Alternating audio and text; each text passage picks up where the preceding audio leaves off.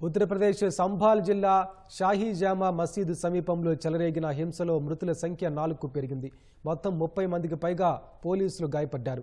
తలకు గాయమైన ఒక కానిస్టేబుల్ పరిస్థితి విషమంగా ఉంది. ఉద్రిక్తతలు పెరుగుతాయన్న సమాచారంతో అప్రమత్తమైన ప్రభుత్వం సంభాల్లో ఇంటర్నెట్ సేవలను నిలిపివేసింది.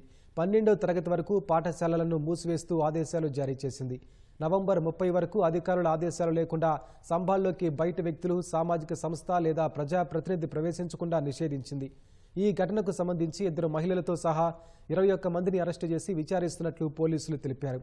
హింసకు పాల్పడిన నిందితులపై కఠినమైన జాతీయ భద్రతా చట్టం కింద కేసు నమోదు చేయనున్నట్లు వెల్లడించారు. షాహీజామా మసీదు హిందూ ఆలయాన్ని కూల్చి నిర్మించాలన్న పిటిషన్ విచారణలో భాగంగా స్థానిక కోర్టు సర్వే చేయాలని ఆదేశించింది.